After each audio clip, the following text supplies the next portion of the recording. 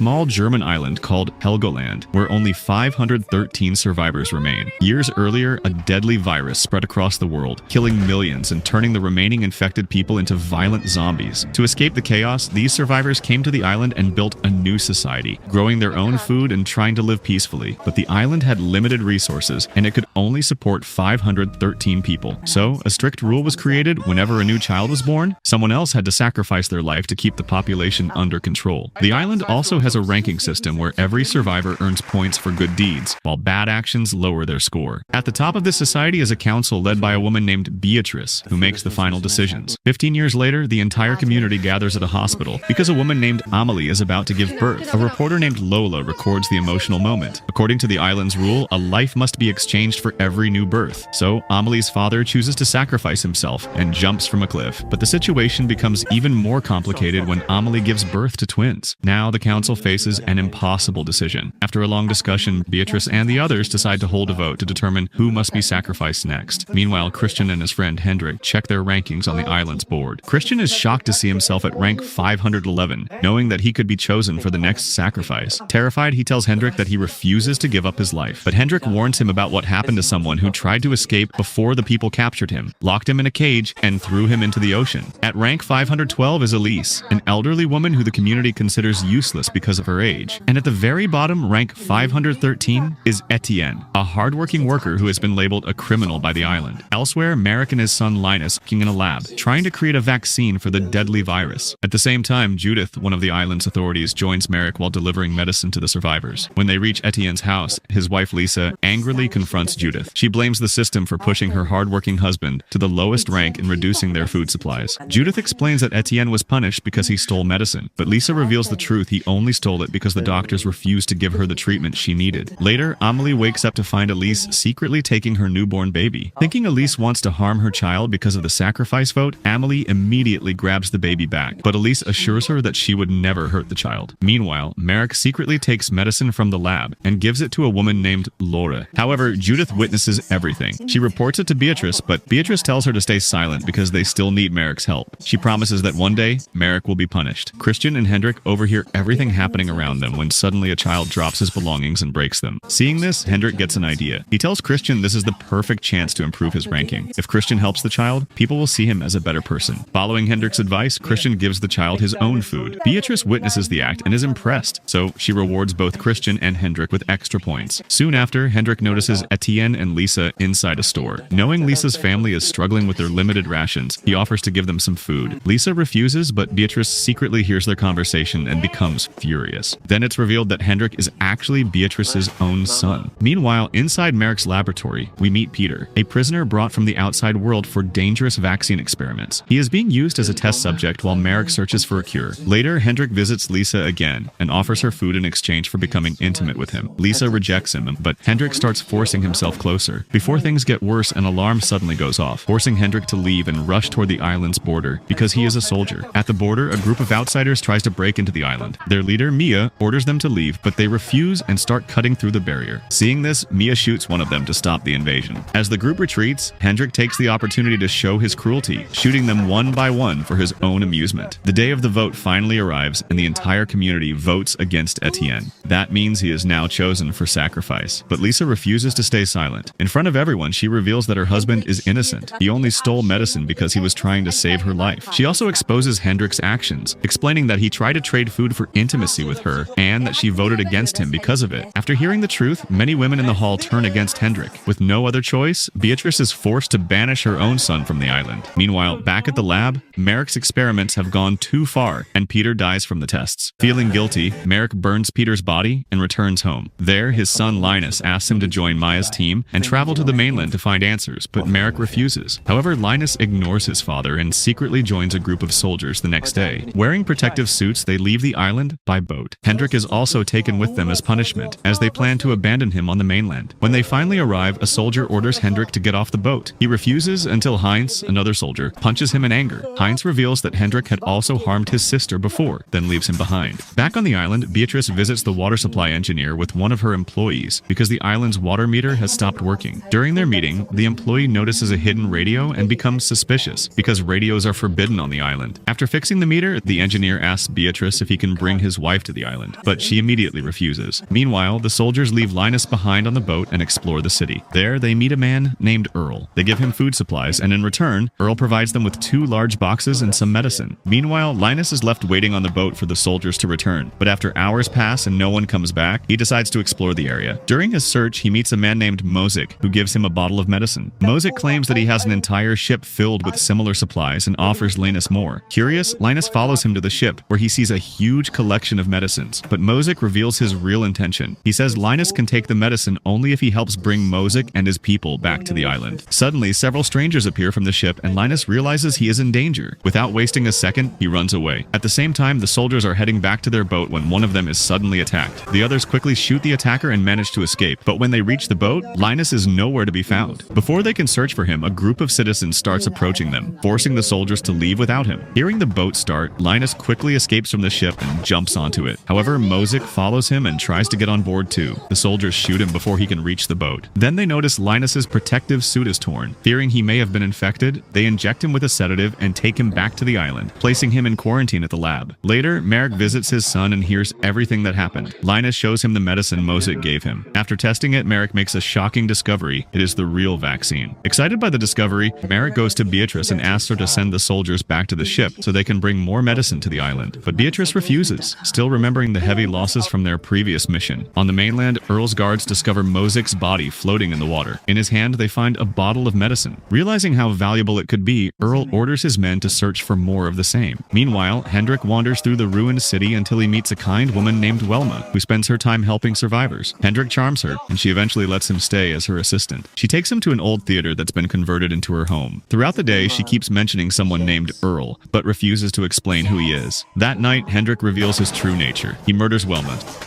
Back on the island, Beatrice approaches Lisa with an offer. She promises a better life for Lisa and Etienne if Lisa secretly reports everything happening around the community. Believing it's a genuine opportunity, Lisa agrees, unaware that she's being manipulated. At the lab, Judith replaces Linus and opens the 2 large crates brought back from the mainland. Inside, she finds a man and a woman locked inside. Merrick plans to use them as the next test subjects in his vaccine research. Before the experiments can begin, one of the soldiers suddenly dies. Red marks spread across his body, proving the virus has infected him. When Linus checks himself, he notices the same marks on his own skin. Terrified, he keeps it a secret. Later, the council holds an emergency meeting. Beatrice blames Mia for the soldier's death, claiming she failed to protect her team during the mission. As punishment, she deducts 100 points from Mia's rank and assigns her to work in the prison. In the middle of the meeting, Lola's daughter, Fiona, suddenly starts coughing. Everyone panics, believing she's infected, and rushes away. But the truth is even more complicated. Fiona is pregnant. Because she isn't married, her unborn child is considered illegal under the island's strict laws. Afraid of what will happen, Fiona turns to her boyfriend, Tom. He promises that no matter what, he'll protect both her and their baby. Back at the lab, the condition of the 2 test subjects keeps getting worse because of the experiments. Realizing they're running out of time, Merrick tells Judith that they must develop the vaccine before it's too late. Meanwhile, on the mainland, Earl meets with Mozik's people. Showing them Mozik's body, he claims the islanders killed him and promises to protect them if they reveal the truth about the medicine. A survivor named Spark steps forward and agrees to help, but only if Earl takes him to the island. After a brief pause, Earl accepts the deal. On the island, Merrick visits Mia in prison with an offer. He says he can reduce her sentence if she returns to the mainland and retrieves the vaccine from Mozik's ship, but Mia refuses to risk another mission. Elsewhere, Hendrik is captured by a gang of cannibals. Desperate to stay alive, he lies and claims he's one of Earl's men. The gang brings him to Earl, but Earl has never seen him before and is ready to kill him. In a panic, Hendrik blurts out that he's Beatrice's son and was exiled from the island. He then lies again, claiming Velma died because of the virus. But Earl already knows the truth. He tells Hendrik that Velma wasn't killed by the virus. Hendrik murdered her himself. Realizing his life is hanging by a thread, Hendrik gives up every secret he knows, including the island's hidden entrances and defenses. The information is so valuable that Earl decides to spare his life, at least for now. At the next council meeting, the wife of the island's water engineer, Kaiso, is interviewed for a position because of her medical knowledge. But the council discovers another applicant, Daniela, who claims to be a surgeon. Believing she's the better choice, they select Daniela and bring her to the island. Unknown to them, 2 members of a rival group secretly hide aboard her boat boat and slip onto the island. The engineer is devastated that his wife was rejected. Frustrated, he decides to leave the island, but Beatrice refuses to let him go since he's the only person capable of maintaining the island's water system. Meanwhile, Etienne finally gets a new job at the windmill thanks to Beatrice. While working, he finds a bottle of alcohol and hands it to his supervisor. The supervisor drinks the entire bottle and returns to work completely drunk. At that moment, the furious engineer arrives with a hammer and starts smashing the windmill's machinery. The supervisor rushes to stop him, but slips on the stairs and badly breaks his leg.